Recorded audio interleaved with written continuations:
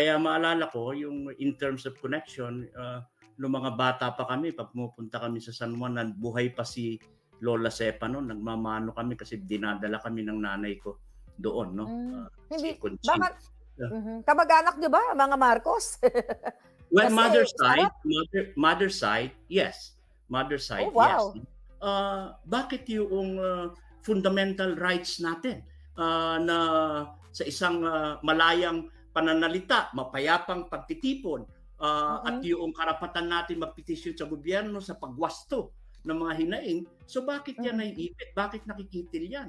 So samantalang mapayapa yung mga protesta halimbawa ng maisog, yung mm. pagkansela nila na nakikita natin ngayon, di ba? Yeah, Hindi lang nagsimula yan sa Bustos sa Bulacan, hanggang ngayon ginagamit pa rin, no? So, yes sir, merong pattern, may system may na sistema. nangyayari ng pagkitil at pagkitid ng espasyong demokratiko ngayon sa ating bansa. Nako, magandang hapon sa iyo, Maharlika. And of course, dito sa East Coast, dito sa DC area ay medyo paggabi na. Siya nga pala, batiin na rin kita ng Happy Memorial Day weekend. Alam mo Oh, naman, yes, nun, yes, yes, yes. Oo tayo nga. ay nagpupugay sa ating mga militar at yan din Yeah, yung mga pakiusap natin na sa Pilipinas ay pataasin natin ang respeto ng ating sandatahang lakas. yes. So, sir, unang-una, gusto kong malaman at ng ating mga manonood ngayon na katulad mo, ako rin ay Marcos supporter, 'di ba? Gusto ko munang malaman, saan ba kayo sa Pilipinas? Kayo ba ay Bisaya, Ilocano? Alam mo, Marlica, Ilocano ko. Ang roots ko is Okay. Abra. Ang Okay. nanay ko na yumao na ay Sarat, Ilocos Norte, no? Katunayan nga, ang tatay ko nga, kumandidato pang senador yan ni Imelda Marcos in 1993 nung araw, no? So, Hmm, kaya maalala ko yung in terms of connection, nung mga bata pa kami, 'pag pumupunta kami sa San Juan, buhay pa si Lola Sepa nun, nagmamano kami kasi dinadala kami ng nanay ko doon 'no, si hindi Conching. bakit kamag-anak niyo ba mga Marcos? Well, Kasi sarap. mother side, yes. Mother Oh, side, yes. wow. Oo, of course, alam naman natin na, nandiyan 'yan sa Sarat, Ilocos Norte, nandiyan lahat ng mga, organikong mga kamag-anak ng mga Okay. Edralin, ng mga Marcoses. So kayo po ay nag-aral ng abogasya sa Pilipinas bago kayo napadpad sa Amerika, tama?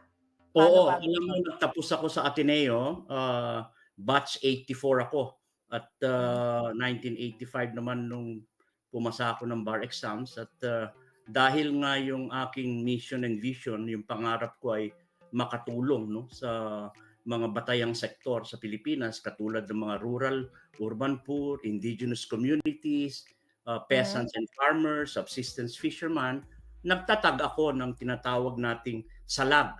Yan yung structural alternative legal assistance for grassroots. So hmm. hindi ba sa Tagalog pag mabilisan yung pagbigkas mo sa lag yung Salag, sasalagin mo? panangga, di ba? Panangga, Pero oo. pag yung hindi ko alam kung Bisaya yun, yung salag, parang it's a nest, yung mabagal. So, Salag, in other words, yung konsepto namin dito, Maharlika, is alternative lawyering na kung saan ay tinitignan namin na hindi dapat monopolya ng mga abogado o mga nag-aral ng batas ang batas itself. So Yeah. dapat yan i-share para i-strengthen natin ang mamamayan, lalo na yung mga basic sectors kasi pwede naman nilang pag-aralan ang paggawa Basic law. halimbawa ng mga salaysay or kahit na Mm. yung basic human rights orientation. Kaya alam mo, nabigla nga ako dahil alam mo, Maharlika, nung araw, madalas kami sa mga iba't ibang probinsya, no?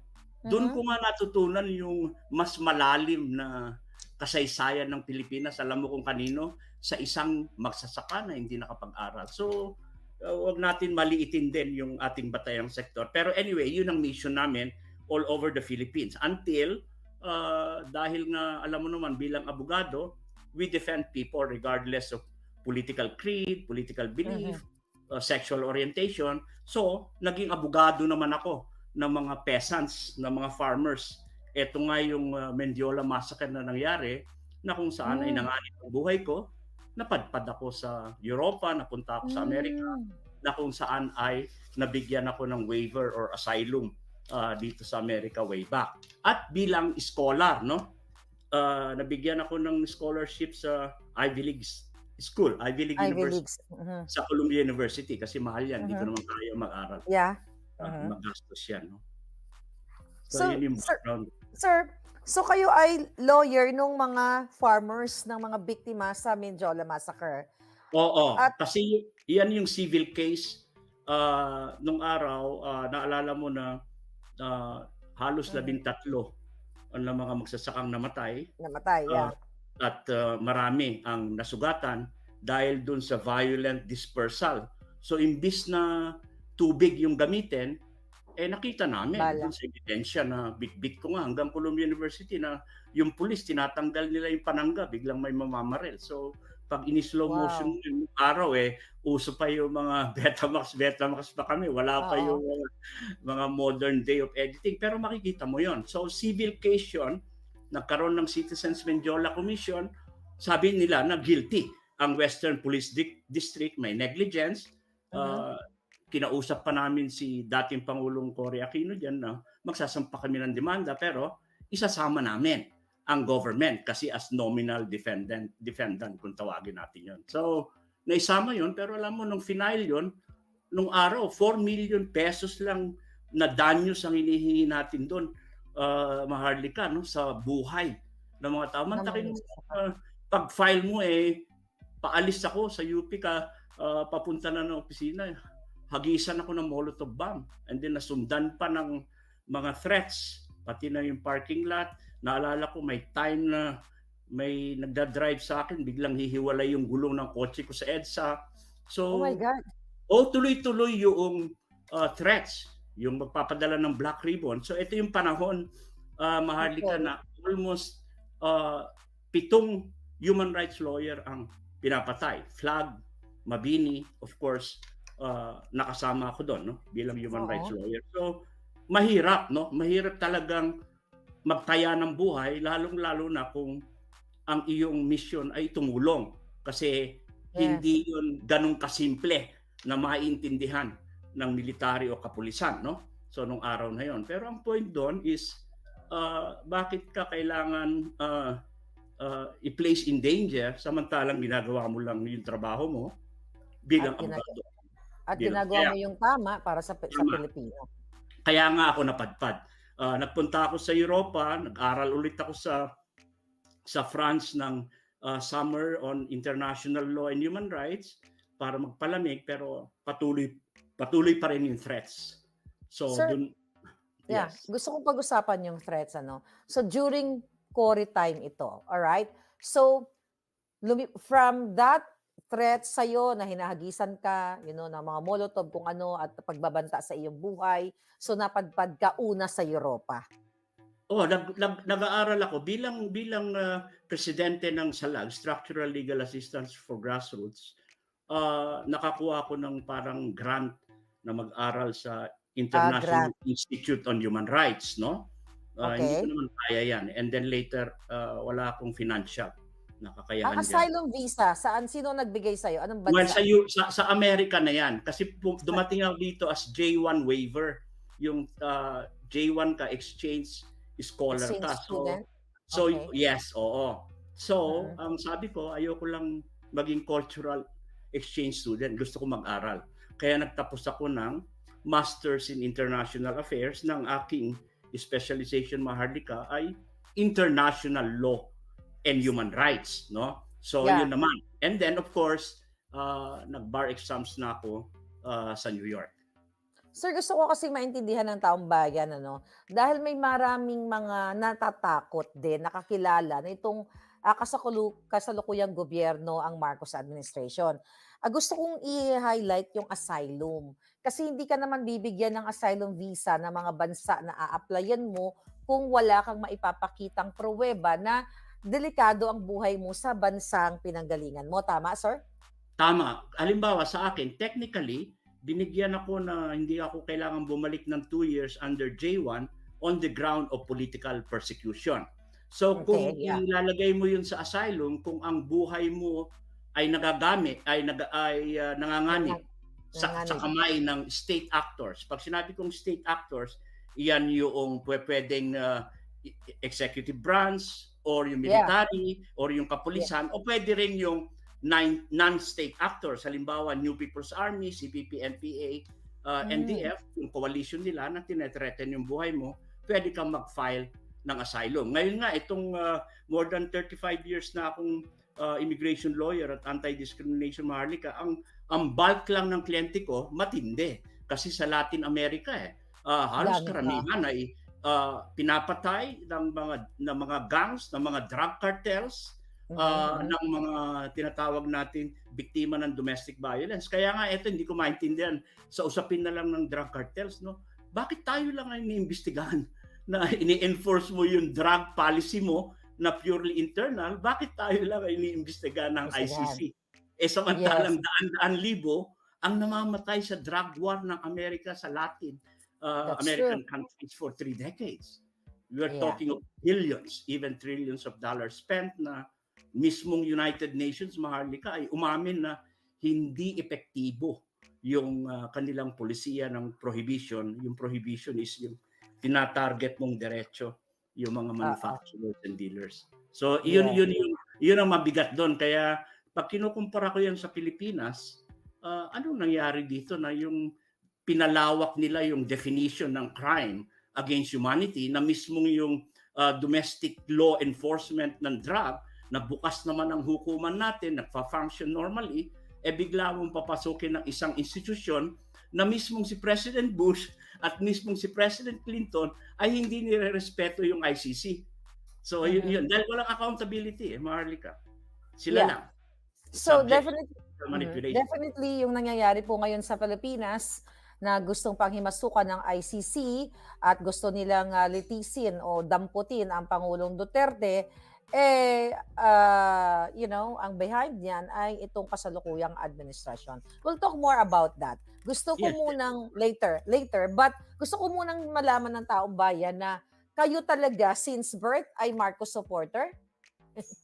Hindi naman. Kasi alam mo, nag-evolve ang aking political beliefs, no? Nagsimula ako bilang Marcos supporter, alam mo, nung elementary, nung araw, idolo ko si Ferdinand Marcos Sr. Naku, pag nagtalumpati yan, i-memorize ko lahat ng talumpati niya. Kabisote ako eh. Maharlika. So, dahil nananaginip ako eh, na maging presidente, grade 6 pa lang ako. Of course, panaginip yan. Libre naman managinip eh. That's true. Anyway, and then of course, nung na-involve ako sa human rights, nag-shift ako, no?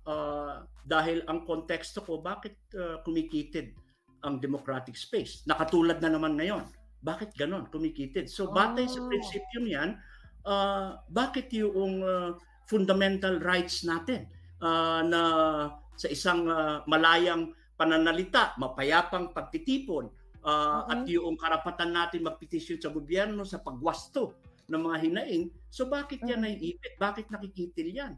So samantalang mapayapa yung mga protesta halimbawa ng maisog, yung pagkansela nila na nakikita natin ngayon, di ba? Hindi lang nagsimula yan sa Busto, sa Bulacan, hanggang ngayon ginagamit pa rin, no?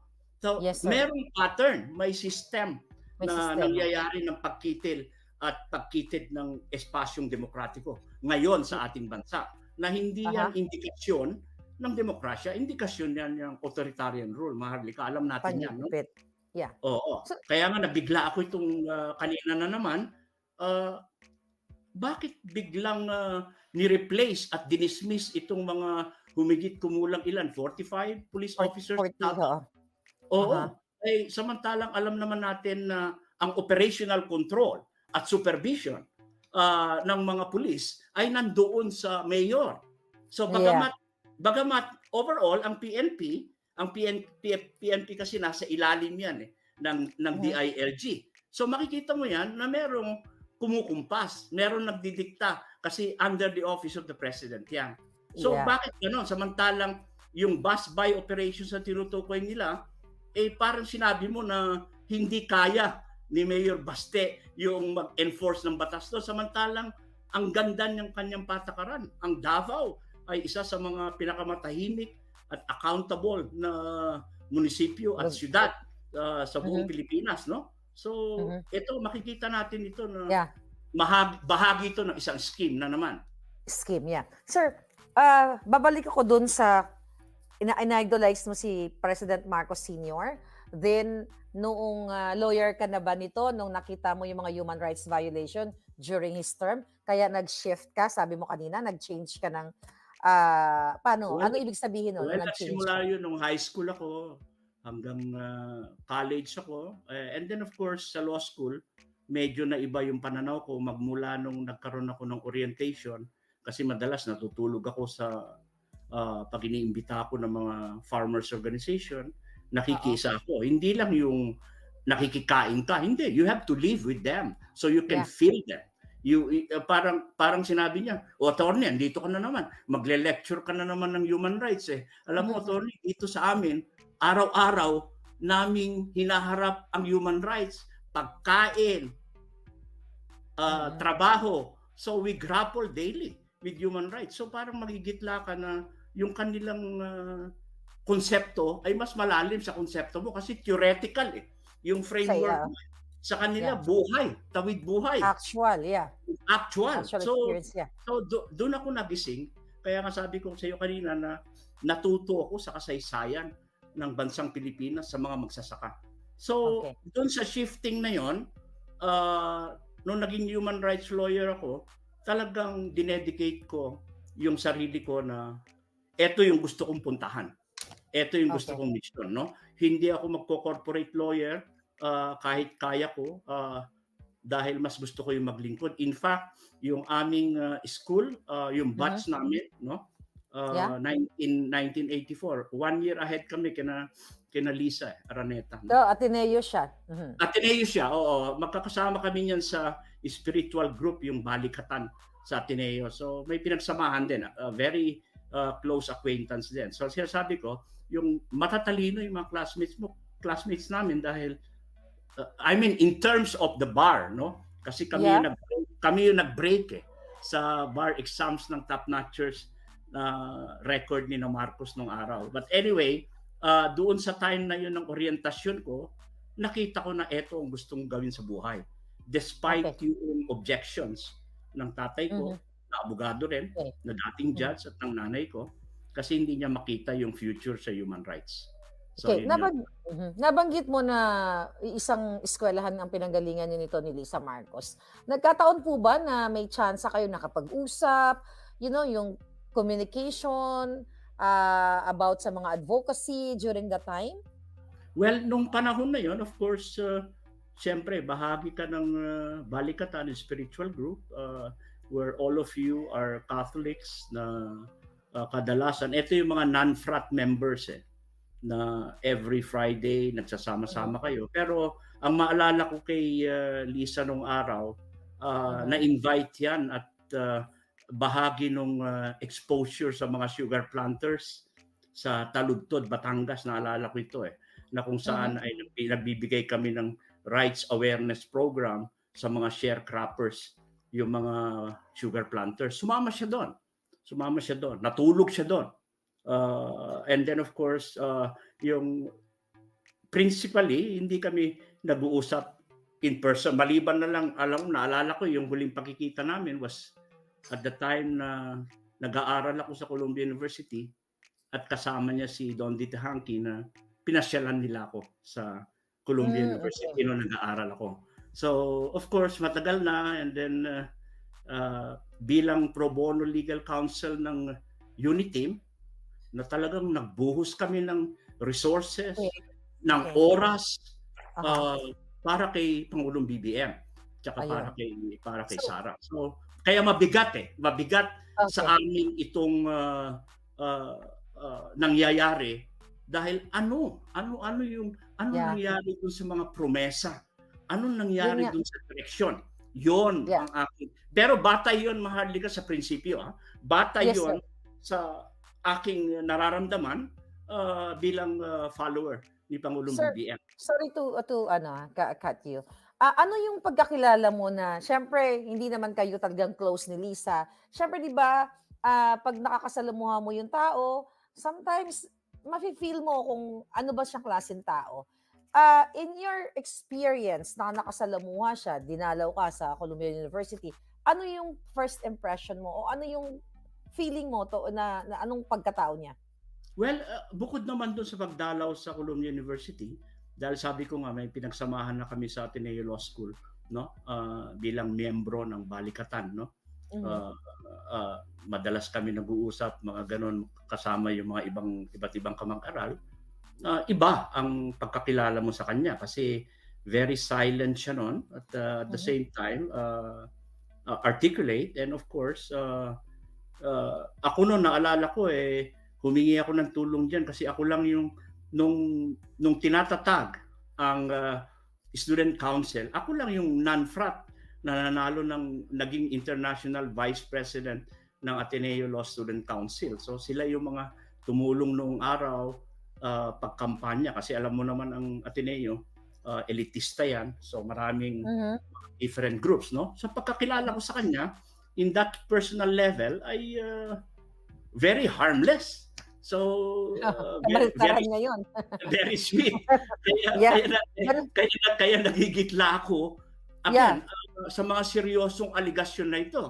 Itong yes. seryosong mga aligasyon na ito sa Yeah. aking pananaw bilang human rights lawyer at bilang kaibigan at bilang acquaintance, I just have to see it within the objective lens na Yeah. nakikita ko na kung ang pag-uusapan natin ay kalinawan, accountability, transparency, pananagutan at Mhm, katarungan, pag may mhm, mga serious allegations na ito, whether you're part of the political chain of command because hindi ka naman na halal, no? Or kung ano, mhm. sagutin mo, 'di ba? Yeah, Kasi yeah. yung tayong mga mamamayan, i- tayo ay may kalayaan sang-ayon sa ating saligang batas, hindi lang sa inherent nature natin bilang mga tao na equal in the image and likeness of God, ay pwede tayong magbigay ng mga konstruktibong kritisismo kahit na ito ay nakakasakit sa Mhm, damdamin. Kaya ako, kahit sa mga kapatid ko, pag nagkamali ka, kapatid kita, sasabihan kita ng mhm, diretsuhan. Hindi po pwede yung blood is thicker than water kasi at the end of the day, ang gusto mo is ma-maintain mo yung mhm, family unity. Pero dito kasi, sa ating pamahalaan, hindi mo ma-maintain yung integridad ng leadership mo kung halimbawa may seryosong allegation na ikaw ay gumagamit ng cocaine. In hmm. violation, maharlika ng Comprehensive Dangerous Drugs Act of 2002. Ikaw yung enforcer eh. Ikaw Yeah, yung nagpapatupad ng batas natin. So paano oo. yan? No? So malaki ang implikasyon niyan sa integridad. Again, hindi tayo nagsasabi, no? Pero hindi ba kaya nga ang pilar ng sambayanan na nakikita ko naman ay objective at fair, Mhm. mag-voluntary testing. Kung wala, well and good. Basta transparent, di ba? Yes, yes, Yayakapin siya ng mga tao. Pero kung meron, that's true. ay mag-isip siya kasi ibang usapin na yon. Dahil nakataya yan ang sambayan ng Pilipino, nakataya dyan ang institusyon ng presidency. Yeah. Sir, nung 2016, tumakbo si Marcos Jr. as VP. Sinuportahan mo na ba siya nun? Oo, alam mo, ah, nung of course napakalakas noon ang DDS, alam natin 'yan. Yes, yes, yes, Nung yes. time na 'yon, no? Si And then Pangulong Duterte sinuportahan niyo rin, tama? of course, yes, of Okay, course, okay, of okay, course. okay, go. Yes, of course. Kaya nga isa ako diyan sa mga solido na DDS pag dumedepensa. In fact, pag may mga debate regarding naalala ko yung debate namin ni sino itong milyonaryo sa New York, Si si ano, Lloyd si Nicolas. Loida Nicolas. Oo, nag-debate kami diyan on climate change, on drug war, etc. Ang daming bagay, no? Hindi Mm. ko alam na ang pinasok ko pala yung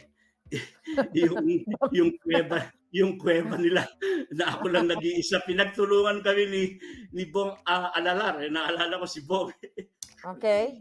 So, Sabi ko po, Bong, iwan mo sa akin 'to. Di bale ako nang bahala sa batas. But anyway, yung point doon na sinasabi natin, sumuporta tayo kay DDS at inaakala namin nung araw in 2016 na si Sara ang tatakbong pangulo, no? Uh, Mm. kahit Sa yung misis 2022. ko nga na taga Davao, sabi niya hindi. Kay Sara ako siya, pero hindi kay BBM. Marcos. Hindi kay Marcos. Pero tinignan ko naman yung Uniteam. Kaya nga umaalingaw-ngaw talaga. Nakuha nila yung mensahe ng pagkakaisa. Malalim yun. Yes. Malalim yun. Pero ang nagbitbit sa kanya is si Duterte. Yeah. So, si dating Pangulong Duterte at si Sara, pero alam mo naman sa politika, nagkaroon ng political brokerage, nakialam si dating Pangulong Macapal Arroyo, naging vice president. So, like you, ako din, no, supporter din ng Marcos, even the senior. So, ako na-realize ko, like after June, July, August, like August pa lang, naramdaman ko na yung sinuportahan ko, yung alignment niya, hindi dun sa mga pinromeso niya o pinramis sa pinangako niya sa taong bayan. Kaya nga po ako, I started speaking up, no? So, kayo naman, kailan kayo? Oh, go ahead, sir. Yeah, alam mo, maaga ka, no? Ako, I gave him the benefit of the doubt.